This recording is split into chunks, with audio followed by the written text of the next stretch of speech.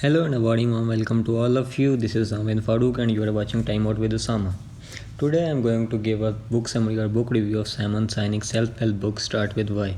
Before I go and explain the summary or give you the book review, I would like to ask you to subscribe to the channel if you haven't already, and do share your valuable feedback in the comment section below or at my email given below.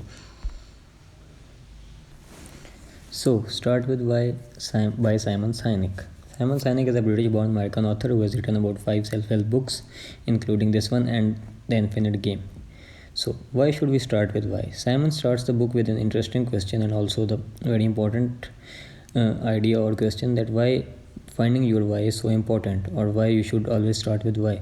He gives an example to illustrate his point, and a very good example at that. Samuel P. Langley was a man which was trusted by American government as well as the people to give the first flying machine to the world.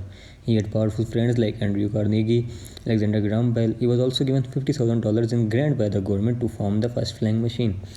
But did Samuel P. Langley succeeded in forming the first flying machine?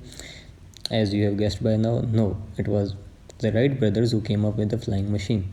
The Wright brothers did not have $50,000 in grant from the US government, nor they were well known in the spotlight, but they had their why.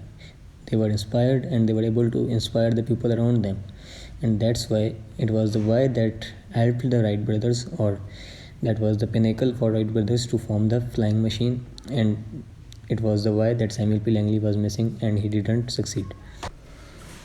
Now to the next part of finding that why, or how can we find that why. So Simon gives a procedure, or you can say a way to finding our why, and that is the technique of the golden circle. Now the golden circle has at its core the why, surrounded by how, and in the outer circle is what.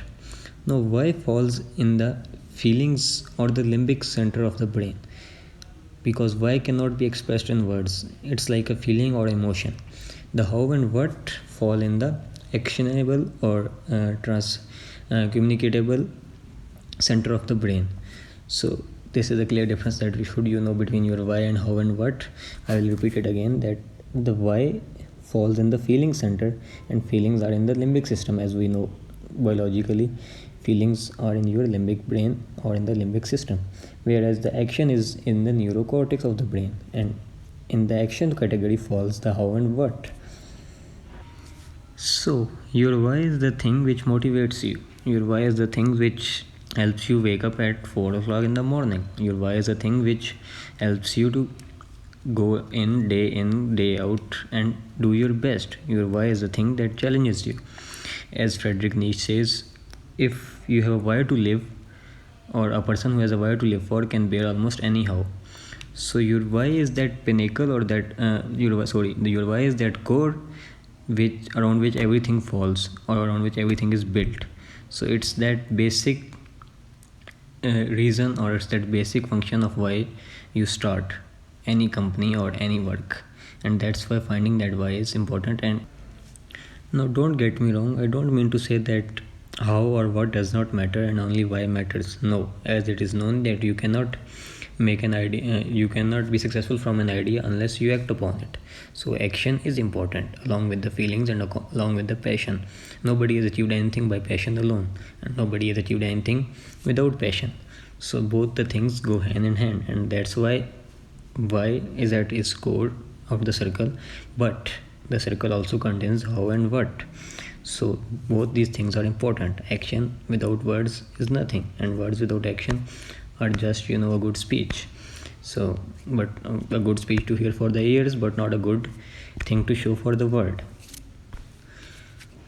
Now along the book, Simon gives example of those companies whose why went missing, and although they had their how and what, but they weren't so successful as they were before. And that's why, as I said, that how and what are important, but at the core is why. And I will also give those examples to you. So Walmart, as we all know, was founded by Sam Walton, but on 5th April 1992 Sam Walton died by a heart attack. Now Sam Walton took the why of Walmart along with him, and for that reason, after Walton there were many CEOs who came and presided over Walmart, but the customer complaints and the customer satisfaction from Walmart is dropping day by day. Michael S. Dell, who founded the Dell company in 1984, left it in 2004 but came back in 2008 as again CEO, because after Dell, after Michael S. Dell's resignation in 2004, the why of Dell was lost. And the best example in this case, which I will give a minute to, is the Apple ones. As we all know that Apple was founded by Steve Jobs and Steve Wozniak. But Jobs brought John Scully from Pepsi as a CEO, and after a few years, Scully sacked Steve Jobs from the job. And it was not until 1998 that Jobs came back to Apple. No, don't get me wrong. Apple was successful from in the time period when Jobs was not there and Scully was CEO. But Apple had lost its why, and the why of Apple was challenging the status quo with a device or with a machine that is present at everyone's table. So, how and what are always there. They were there in the case of Walmart. They were there in the case of Dell. After Michael S. Dell resigned in 2004. But it was the why that kept their companies so successful, or it was the why that made their customers loyal to them. So you can have a big company, you can run a big franchise or a big company or a big market with how and what. But if you don't have a why, or if your why is missing, then the split is gonna come at any moment, and the split will happen. The split is inevitable. The customers will know when a company has lost its why, or when a company is not based on why but how and what. And if the customers know that the company has lost its why, then the company goes in loss. It's simple as that. If customers know that Apple won't be challenging the status quo from next year or from the year after that, I don't think the customers will be loyal to Apple anymore. There is a reason why Apple is considered as a symbol, or there is a reason why Apple is considered as a company that challenges others, or that challenges the status quo, and that was their why, and they are successful in transmitting their why to people. But if for any reason or for any circumstances Apple forgets their why, or Apple goes on the route opposite to their why, I don't think they would be a symbol for challenging the status quo anymore. And that's why it's the Apple why and not their how and what that's so important in making Apple. Now, not to offend my Android viewers, I will stop talking about Apple, but I used Apple, and Simon Sinek uses Apple in this book again and again as an example. It's not that he is an ambassador for Apple or anything like that. In fact, Simon says in the book that I do have an iPhone, but my desktop is not Mac. My desktop is from, I think, Dell, he says in the book. So it's not that I wanna be an ambassador for Apple, or I wanna, I'm in madly love with Apple, but it's the Apple structure, or it's the Apple why that is so important, and that's why I gave it a special thought in the review. So now towards the end, and what I think of the book, and what's the an overall 1 or 2 minute of all the 230 pages of Start With Why. So basically, I have read many self-help books before that. I will be giving the reviews of that also, and if you want me to go through any book or give its review, then do comment below. So I think Start With Why is basically a very good book by Simon Sinek, and it's not just a self-help book, it's a book to develop yourself. I think it's a book, if it doesn't matter if you are a student, or you are a businessman, or you are a professional. This book will help you with certain things in your life. I genuinely believe that. And I think to summarize, I will just say that this book is an perfect example of, or is in perfect proof. Yes, proof is the word I should use. This book is the perfect proof of, again, that Friedrich Nietzsche's quote, that he who has a why to live for can bear almost anyhow.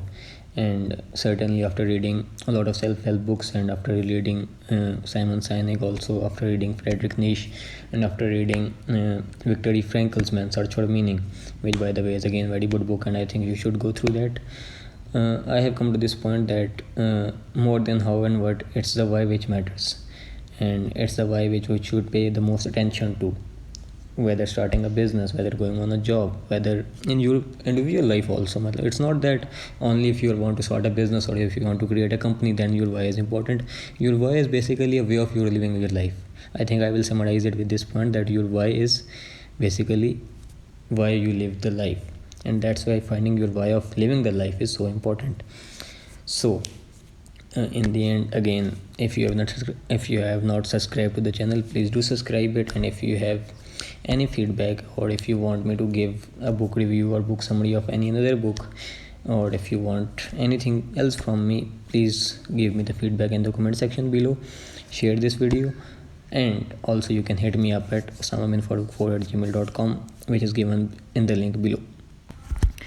So stay happy, stay safe, and this is it from Time Out with Osama. Goodbye and Allah Hafiz.